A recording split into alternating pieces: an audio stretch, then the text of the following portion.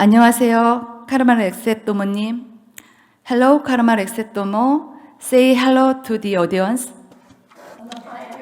네, 모두 안녕하십니까? 그럼 카르마 엑세토모님의 강연을 들어보도록 하겠습니다. Now we are start 카르마 엑세토모's lecture. 네, 모두 안녕하십니까? 오늘 여러분과 함께 이 자리에 참석할 수 있게 되어 굉장히 기쁩니다. 저는 오늘 이 자리에 여러분에게 아주 중요한 주제인 평온한 알아차림과 통찰 명상에 대해 말할 수 있게 되어 굉장히 영광으로 생각합니다. 이는 불교 명상의 근본이라고 생각을 합니다. 그래서 발표를 시작하도록 하겠습니다. 잠시만 기다려 주십시오. 일반적으로 불교 훈련은 우리의 마음을 통제를 하는 것을 근본으로 하고 있습니다. 저희의 마음은 아주 야생 코끼리라고 볼 수 있는데요. 그래서 제대로 훈련을 시키지 않고 제대로 교육을 시키지 않으면 저희의 마음은 제 마음대로 움직이고 스스로를 통제할 수 없을 것입니다. 저희의 마음을 통제할 수 없다면 저희의 행동 또한 통제할 수 없다는 말입니다. 저희의 행동을 통제를 하는 것은 굉장히 중요한데요. 저희의 미래 방향성을 설정하는 데 있어서 굉장히 핵심적이라는 것입니다. 우리의 미래에 어떤 것을 할 수 있을지, 우리 미래의 행동에 대해서 결정하는 데 있어서 중요한데, 왜냐하면 인과관계가 작용하기 때문입니다. 그렇기 때문에 저희의 마음을 통제를 하는 것이 굉장히 중요합니다. 그래서 저희의 망상이라든지 그런 환상들이 이런 마음을 통제를 하는 데 있어서 굉장히 방해가 되는데 별 좋은 생각이 아닙니다. 그렇기 때문에 저희의 마음을 통제를 하고 책임감 있는 방식으로 행동을 해야 합니다. 즉, 인과관계를 제대로 이해를 하여 제대로 된 마음과 몸 그리고 그런 말들을 통제되어 할 수 있도록 할 수 있어야 됩니다. 그렇기 때문에 저희 이를 통해서 저희의 미래의 삶이 정해지는 것입니다. 만약에 이것이 우리 전체가 만약에 인생이 영원하다면 하고 싶은 것만 하고 또 결과를 생각하지 않고 마음대로 행동해도 될 것입니다. 하지만 저희는 저희의 행동이 결과가 있다는 것을 알고 있고 또 과학도 마찬가지라는 것을 말해주고 있습니다. 어떤 행동을 할 경우에는 대가가 분명 따르기 때문에 저희의 행동을 통제하는 것이 중요합니다. 물론 마음이라는 것은 가장 중요합니다. 왜냐하면 저희의 행동은 마음으로부터 비롯되기 때문입니다. 저희는 한 가지 행동을 하는 데 있어서 마음을 통해서 비롯하여 그로 인해서 시작을 하게 되고 그렇기 때문에 저희의 마음을 평온한 알아차림과 통찰 명상으로 통제를 할 수 있다면 저희의 물리적인 그리고 언어적인 행동을 통제할 수 있습니다. 왜냐하면 말을 하면서 저희가 그리고 행동을 하면서 문제점들이 발생하기 때문입니다. 그래서 처음부터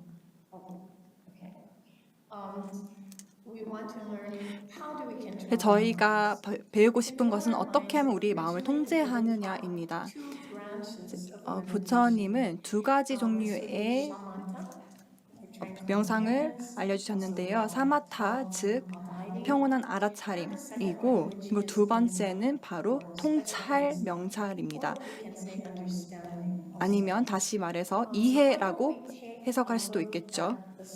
슬라이드를 한번 살펴보시게 되면 이 주제에 대해서 논의를 하게 될 것입니다. 자, 처음부터 시작하도록 하겠습니다.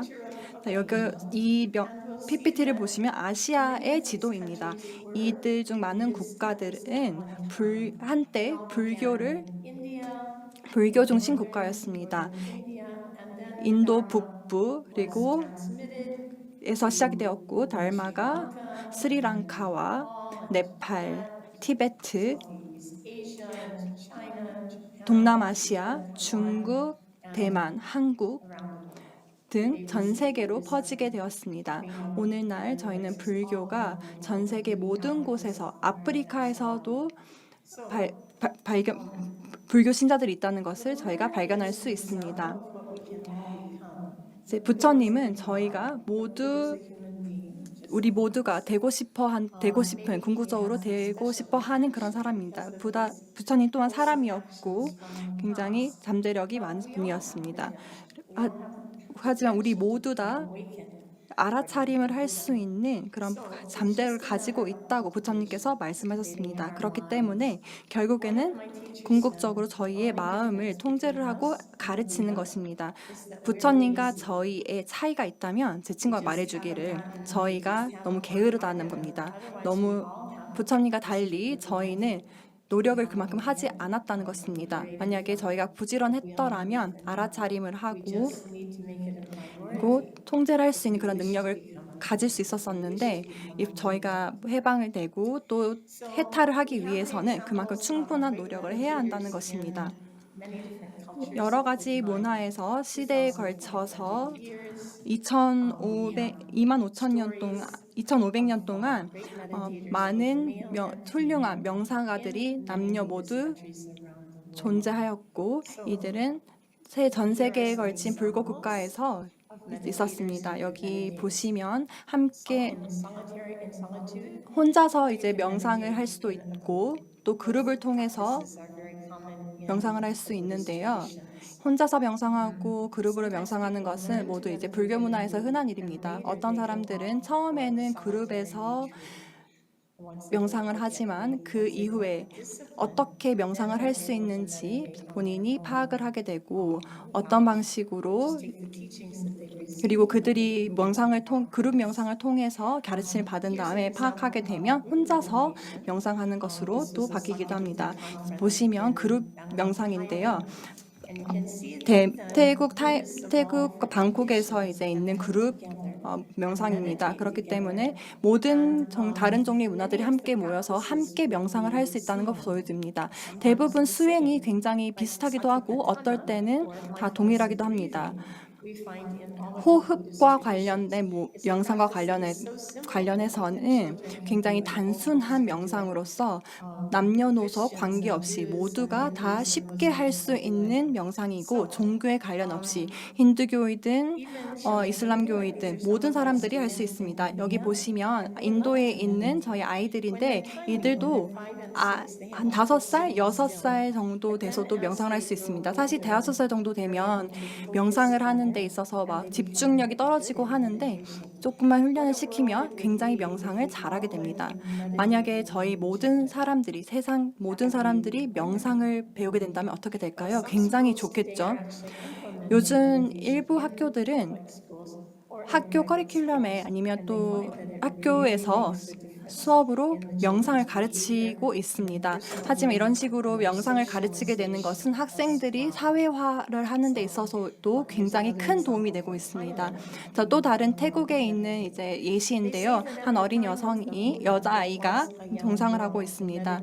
그래서 부처님께서도 이제 어떤 어른 아이가 굉장히 명상을 잘하는 아이가 있었다고 말씀하셨었는데요. 그 알아차림 1단계를 벌써 넘어섰었다고 합니다. 그렇기 때문에 이런 예시들이 보여주는 것이 모든 사람들이 남녀노소 관계없이 명상을 통해서 스스로의 마음을 통제할 수 있다는 것을 보여주고 있습니다.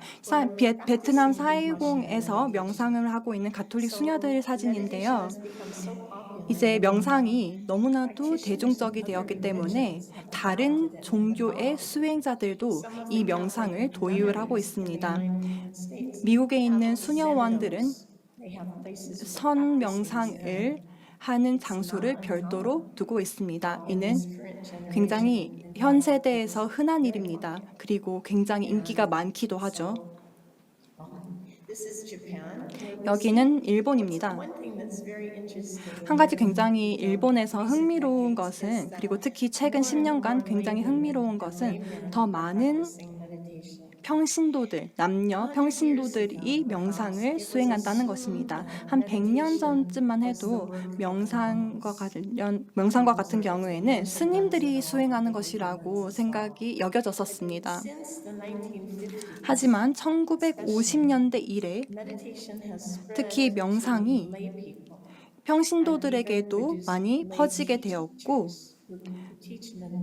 또 명상을 가르치는 선생님, 지도자들도 발생을 했습니다. 그렇기 때문에 더 이상 스님들에게만 국한된 것이 아니라 세상 모든 사람들이 수행할 수 있는 것으로 발전해 왔습니다. 이 분과 같은 경우에는 수녀님인데 카톨릭 수녀님입니다. 하지만 선 명상에 있어서 굉장히 진심이십니다. 그래서 이분과 같은 경우에는 두 가지 종교를 가지고 있는데요. 기독교와 불교 모두를 믿습니다. 근데 이건 다른 토픽이기 때문에 다음에 또 언급하도록 하겠습니다. 기회가 된다면. 이것은 서울에 있었던 최근에 있었던 명상인데요. 이 명상 방에서 모든 사람들이 동등하고 모든 사람들이 마음을 훈련시키고자 합니다. 그렇기 때문에 저희는 어떠한 위계 질서 없이 어떠한 차이점도 없이 다른 점도 없이 모두 동등하게 명상을 수행할 수 있습니다. 이것은 굉장히 중요한 요소인데요. 명상이 굉장히 평온심 그리고 평등함을 가지고 올 수 있다는 점입니다. 성별이 다르더라도 어떠한 특정한 민족적 그런 배경을 가지고 있던 간에 상관없이 종교와 관계없이 모두 다 동등합니다. 그래서 제가 앞서 말씀드린 것과 같이 두 가지 명상 수행 방법이 있는데요. 첫 번째는 바로 사마타 또는 고요한 알아차림이고요. 때로는 평온하게 나아가자라고 해석되기도 합니다. 두 번째는 윗바사나인데 말 그대로 통찰입니다. 때로는 특별 통찰이라고도 불리기도 합니다. 때로는 이해라고 불리기도 하죠. 깊은 이해라고 불리기도 합니다. 그렇다면 사마타 명상과 관련된 특징을 알아보도록 하겠습니다. 사마타는 고요한 알아차림의 뜻이고 또는 고요한 머뭄이라는 뜻입니다. 그래서 알아차림을 특정 대상에 집중시키는 그런 수행법입니다. 목표는 애쓰는 일이 없이 너무 지나치게 노력을 하지 않고 하나의 대상에 마음을 집중시키는 것이 목적입니다. 즉 삼매입니다. 어떤 사람들은 일반적으로 삼매라는 단어를 명상에 사용하곤 하는데요. 사실 정확하게는 삼매와 같은 경우에는 하나의 대상에 마음을 집중시키는 것입니다. 그렇기 때문에 사마타를 수행하는 데 있어서 이 삼매가 우선적으로 되어야 됩니다. 어떤 특정한 하나의 대상에 마음을 집중시킴으로써 명상을 시작할 수 있는데요. 촛불이 될 수가 있고 부처님의 이미지가 될 수도 있고 이런 머릿속으로 생각하는 이미지 또는 물리적인 이미지 모두가 될 수 있습니다. 또 심지어 어떤 선생님들과 같은 경우에는 예수님의 사진을 사마타의 대상으로 선정하는 경우도 있습니다. 선생님께서 권장을 하는 것이 추천을 하는 것이든지 아니면 여러분이 가장 많이 연관을 시킬 수 있는 것, 좋아하는 것, 이 모든 것도 괜찮습니다. 그래서 한 가지의 세션에 단 하나의 대상에 집중을 해야 됩니다. 그렇기 때문에 처음부터 어떤 명상을 할지 그리고 어떤 대상에 마음을 둘지 선택을 하셔야 됩니다. 여기 보시면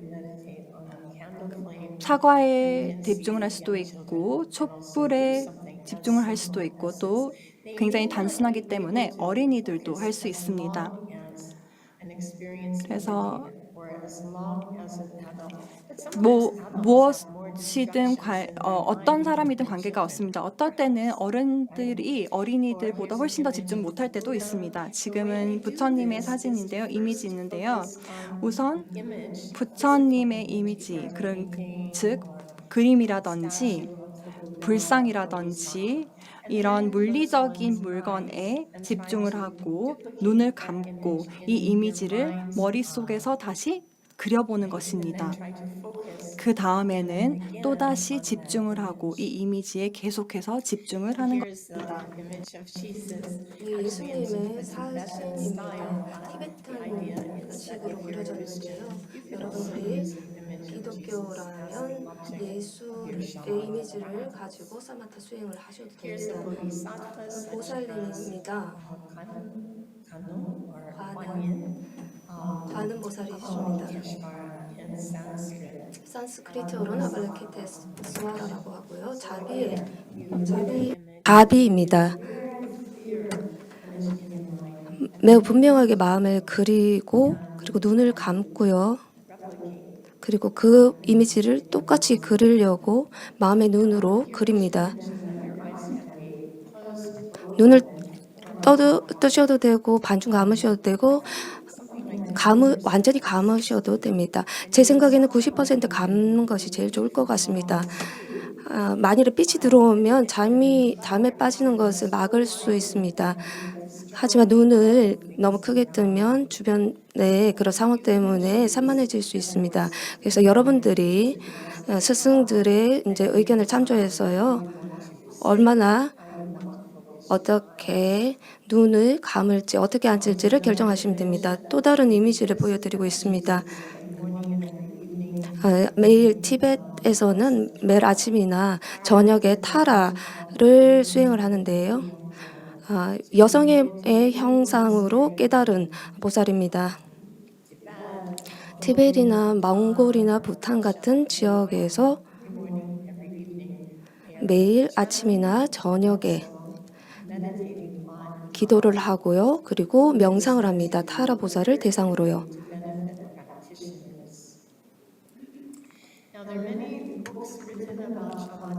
사마타 수행에 관련된 여러 가지 책들이 많은데요.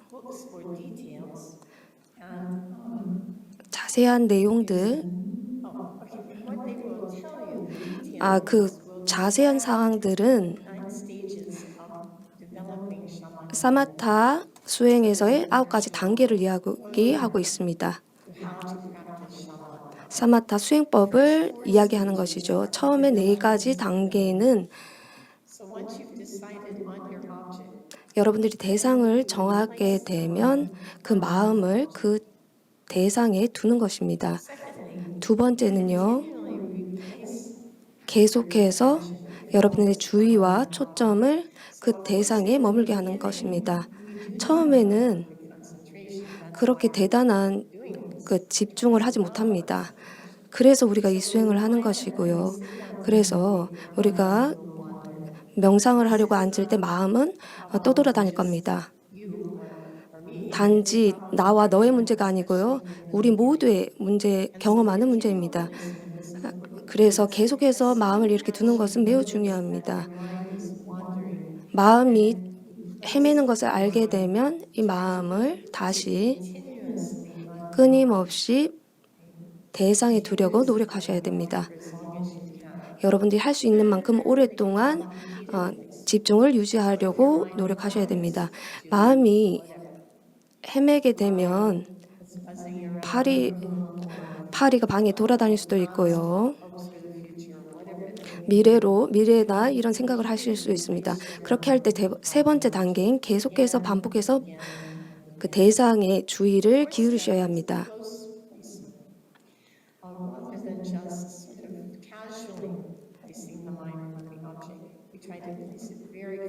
아주 자세하게 그냥 이렇게 주의를 하는 게 아니라요. 아주 자세하게 가까이에 주의를 가지고 가야 합니다. 그래서 호흡 명상을 한다고 생각할 때 입에다가 이제 주의를 가져가고요. 그래서 입과 코에서 나오는 그 호흡을 자세하게 살펴보는 겁니다. 그리고 마음이 헤매게 될 때 그 마음을 다시 그 호흡으로 가지고 와서 살펴보는 것입니다. 우리가 마치 이 호흡과 하나가 되어서 아주 차이가 없는 것처럼 벌어진 것이 없는 것처럼 느끼셔야 합니다. 이것이 아주 가까이서 수행하는 단계, 4번째 단계였습니다.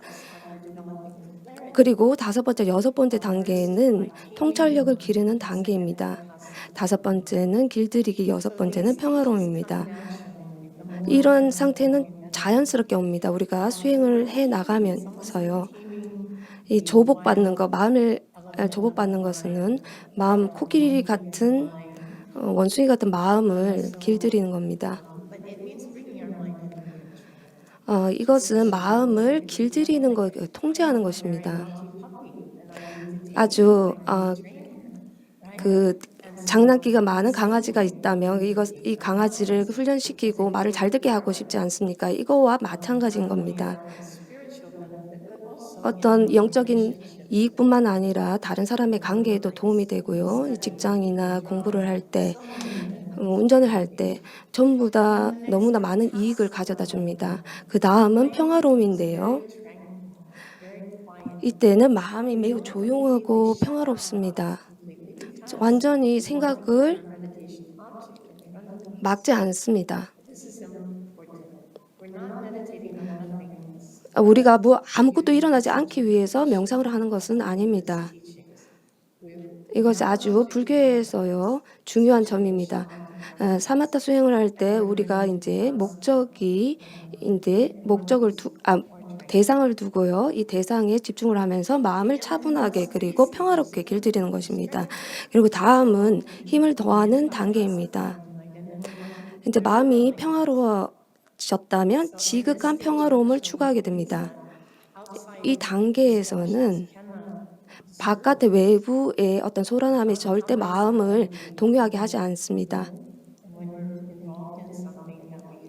우리가 마음을 완전히 지극한 평화로울 때 아무것도 우리를 방해하지 않는다 할 수 있지 않다면 정말 훌륭한 일이 아닙니까? 다음 단계는 하나에 집중입니다. 우리의 마음이 한 점에 집중이 되는 것입니다. 그리고 다음 단계는 평정심입니다. 마음이 위로 올라갔다 내려갔다 이런 요동을 치지 않는다는 뜻입니다. 또는 원하는 것을 따라가지 않고 싫어하는 것을 밀어내지 않고 완전히 평화로운 상태입니다. 그리고 완전히 통제할 수 있는 이런 상태입니다. 아주 많은 사마타 수행에 관한 이런 설명들이 있는데요.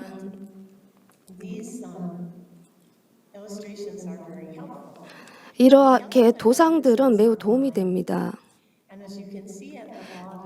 여러분들이 이 사진의 그 밑부분에 보시면 여기 수행자가 있습니다. 탐진치 등의 번뇌로 덮인 마음 그리고 이런 시기라든지 이런 번뇌로 덮인 마음을 정화시키는 수행이 바로 사마타입니다. 우리는 불선한 이런 업들을 제거를 해야 되는데요. 그렇게 해야 할지 잘 모릅니다. 지금 여기 사진을 보시면 이 원숭이가 처음에는 그 코끼리 앞에 있다가 사진이 위로 올라갈수록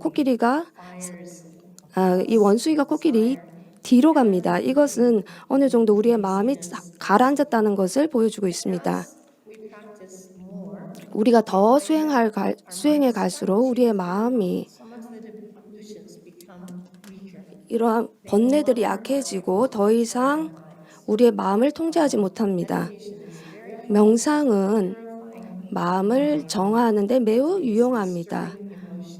그리고 그런 기분 나쁜 감정들을 다스리는 데도 아주 효과가 있습니다. 클레샤라고 하는 것이 번뇌인데요. 이 클레샤를 다스리는 데 아주 효율적입니다. 우리가 그 명상의 길을 더 가보겠습니다. 여기서 보시면 원숭이가 언제나 이렇게 뛰어나올 것 같은 이런 형상을 볼 수 있습니다. 그리고 계속해서 수행할수록 그리고 더 지속적으로 할 때 매일 이렇게 수행을 하게 되면 이 코끼리의 색깔이 옅어지는 것을 볼 수 있습니다. 그리고 번뇌도 옅어진다고 생각하시면 됩니다.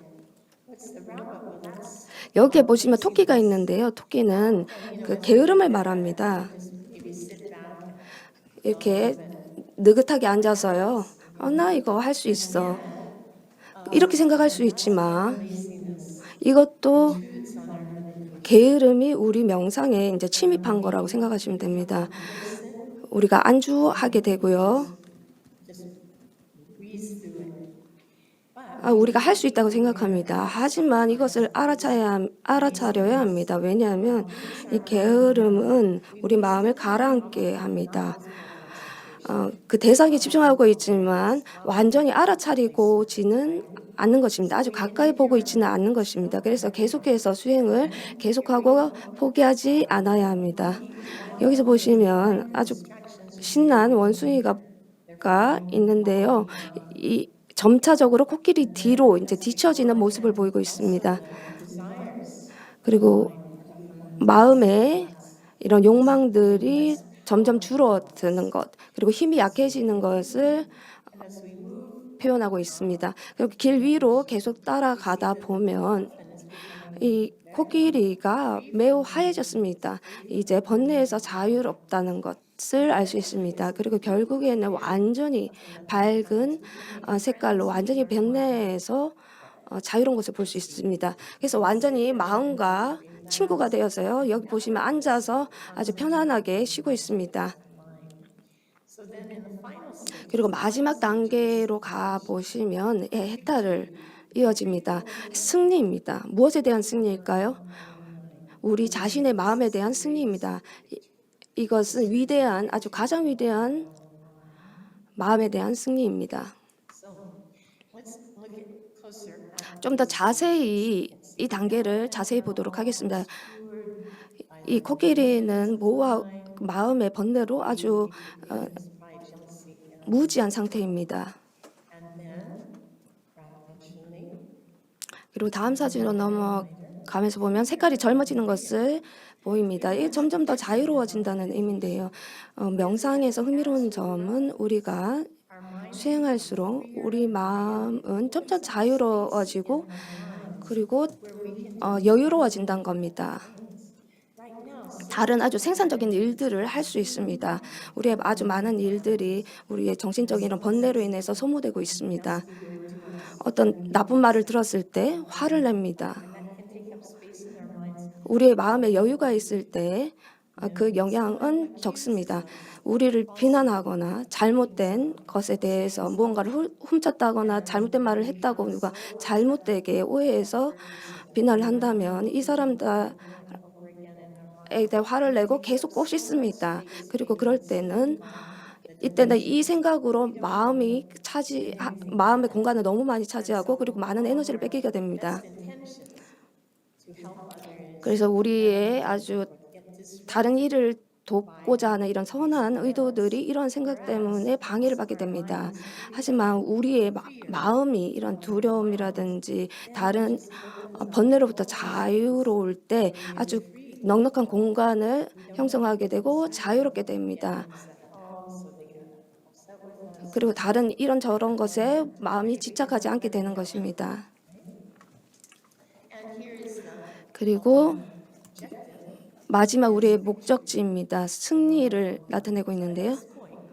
이 지점에 이르면 수행자는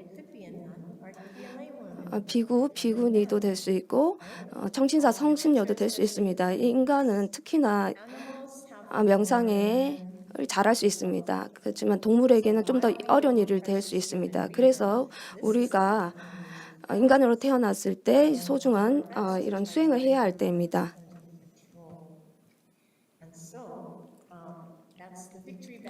그래서 이거는 지금 승리의 천의를 들고 있는데요. 지금 이런 승리자는 마음을 조복할 수 있는 사람이 바로 진정한 승리자입니다. 그럼 이제 윗바사나로 넘어가 보도록 하겠습니다. 산스크리트어로는 스펠이 조금 다릅니다. 우리는 이것을 꿰뚫어봄, 특별한 통찰, 아주 깊은 이해라고 번역을 합니다. 무엇을 이해하는 것일까요? 그 목적은 일체의 본성을 꿰뚫어보는 통찰력 개발이 목적입니다. 특히 삼법인에 대한 지혜를 기르는 것입니다.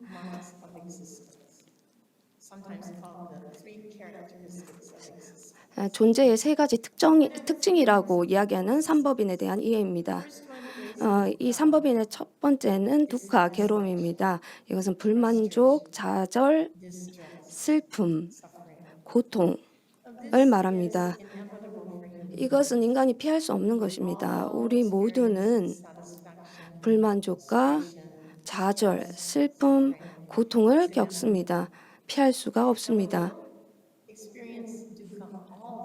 우리는 항상 이 고통을 겪습니다. 우리의 경험을 통해서 보면 기쁠 때도 많습니다.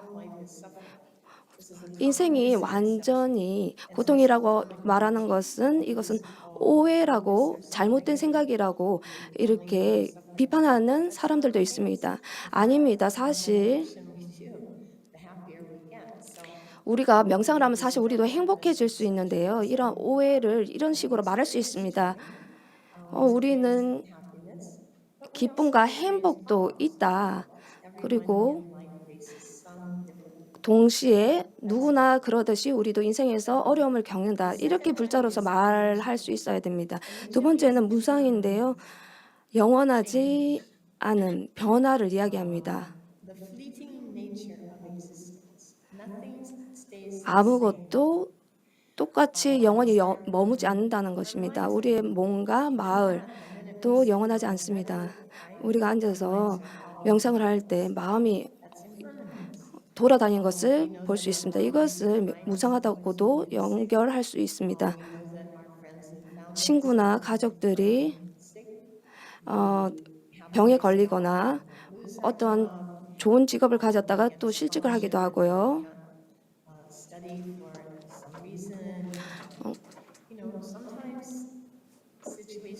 어쩔 때는 상황이 좋게 변할 때도 있고 나쁘게 변할 수도 있습니다. 기본적으로 여기서 알 수 있는 것은 모든 것이 무상하다는 것입니다. 이것은 부처님의 관찰을 통해서 깨달으신 것입니다. 삶에서 우리가 무상을 절대 피할 수 없다는 그것을 말씀하셨습니다. 세 번째는 무아이고요. 실제 없음, 자아 없음을 이야기합니다. 이것이 가장 이해하기 힘듭니다. 특히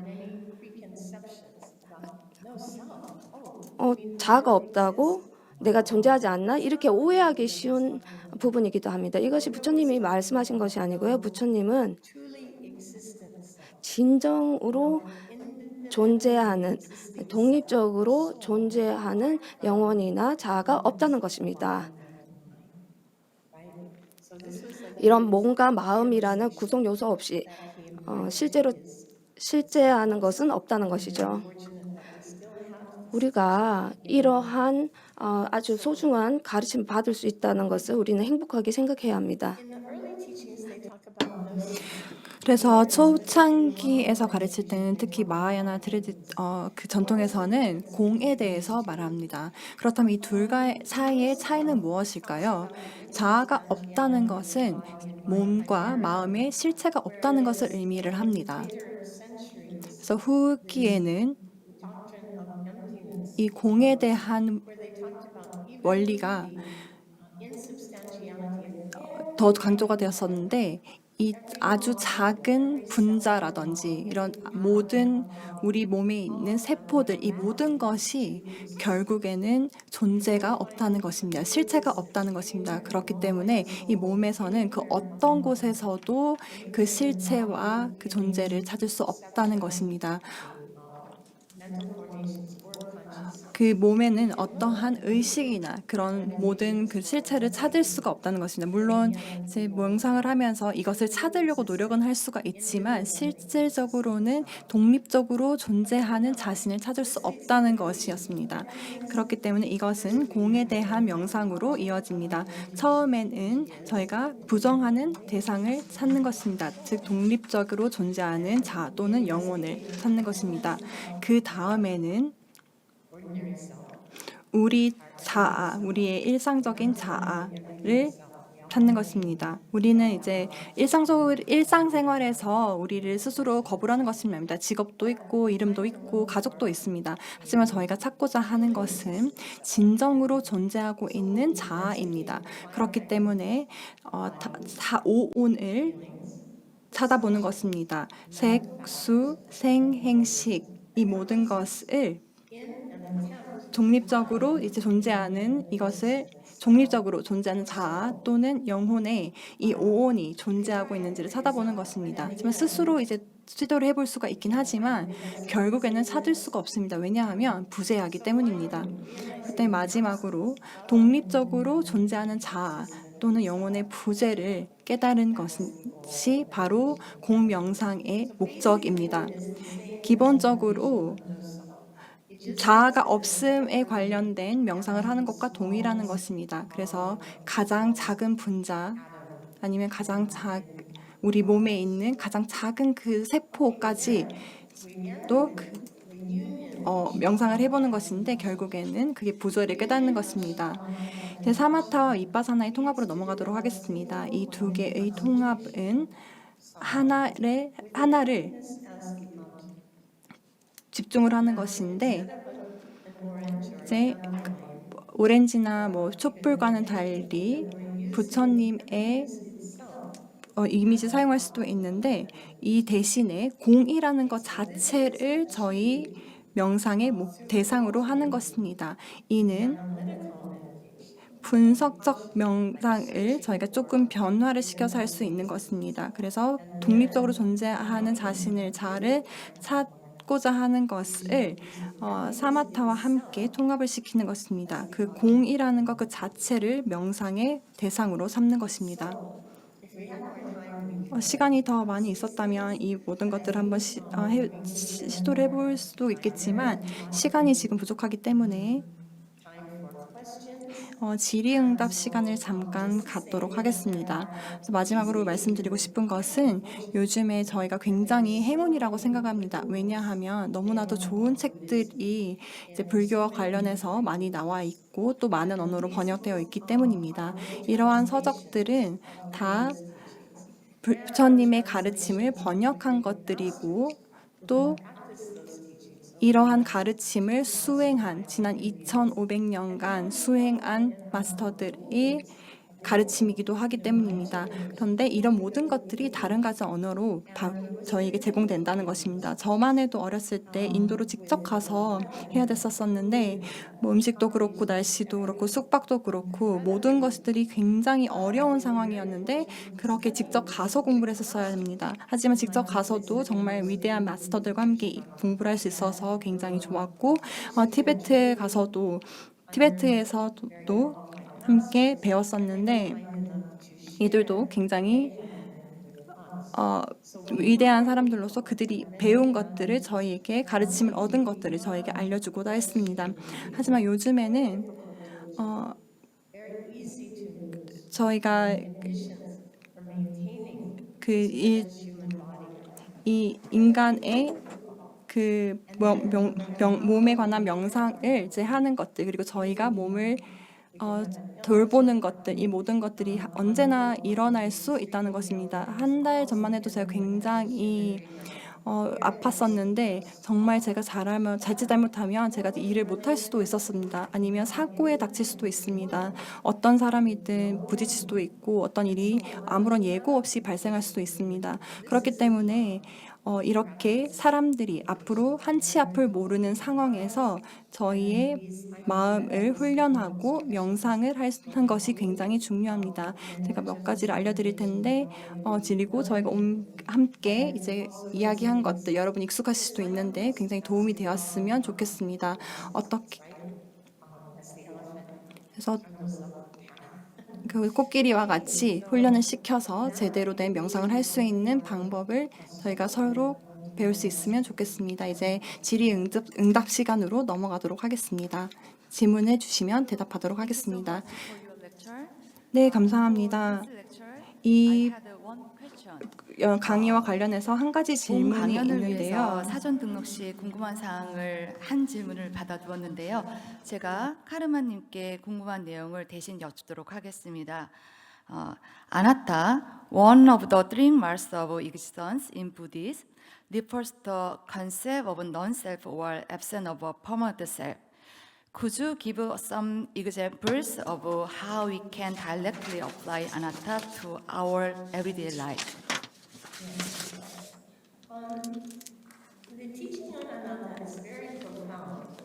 무아에 대한 가르침 매우 심오합니다. 하지만 실질적으로 해볼 수 있는 방법들 많습니다. 예를 들어서 누가 화가 나서 개라고 욕을 한다면 일반적인 사람들은 아주 화가 날 것입니다. 그리고 아주 많은 카르마를 나쁜 카르마를 만들게 됩니다. 그렇게 하면서 가정에서 화를 내면서 직업을 잃는 그런 나쁜 상황까지도 치달을 수 있습니다. 이런 뭐 돼지, 개 이러는 욕들은 그냥 지나가도록 놔두고요. 좀 여기에 집착하지 않는 것입니다. 우리는 아주 많은 요소로 만들어진 구성입니다. 느낌이라든지 몸이라든지 이런 여러 가지의 구성들로 이루어졌기 때문에 우리가 이런 말들에 집착하지 않는다면 훨씬 더 행복한 삶을 살 수 있습니다. 아무도 불행하고 싶은 사람은 없습니다. 모두 다 행복을 원합니다. 우리는 항상 불행의 원인을 만들고 행복의 원인을 만들지 않습니다. 누가 무언가를 훔쳐갔다고 오해를 하고 비난한다면 어떻게 내가 나한테 이런 말을 할 수 있지? 이건 잘못된 거야, 거짓말이야. 이렇게 생각할 수 있는데요. 그리고 매우 화가 나고 속상해합니다. 이런 상태가 일주일, 한 달도 이어질 수 있지만 하지만 우리가 똑똑하고 그리고 무아에 대해서 명상을 해봤다면 그러면 알 수 있습니다. 여기에 매달릴 이러한 불행에 매달릴 만한 어떤 자아가 없다는 것을 알 수 있습니다. 나를 뭐라고 부르든 나에게 그다지 상처가 되지 않는다. 왜냐하면 우리가 이렇게 매달리고 집착할 만한 어떤 내가 없기 때문입니다. 이러한 비난이라든지 오해는 그냥 지나가 버립니다. 이것이 관계에서 얼마나 유용한지를 한번 보십시오. 우정이나 아니면 이제 결혼 생활에서 보았을 때 다른 사람들에게 화나는 경우가 많습니다. 그리고 이제 주의하지 않고 나쁜 말을 하기도 합니다. 우리는 더 주의를 기울여야 합니다. 우리가 화가 날 때, 다를 때, 화가 나지 않을 때 하는 말들을 꼭 화가 날 때는 말을 하는 경우가 있습니다. 한번 생각해 보십시오. 이것을 내재화시키지 않는 것이 좋은 방법입니다. 왜냐하면 어떤 독립적인 계속 존재하는 그러한 자아가 없다는 것을 알기 때문입니다. 어떤 해도 끼치지 않는다는 것을 알 수 있기 때문입니다. 오늘은 뭐라고 하더라도 내일에는 지나가 버리고 다른 생각을 하고 다른 욕을 할 수도 있겠죠. 이런 무아에 대한 가르침은 우리에게 우리 삶에 매우 도움이 된다고 말씀드립니다. Thank you for your precious lecture and Q&A session. Thank you again. 네, 강연 감사드립니다. 큰 박수 부탁드리겠습니다.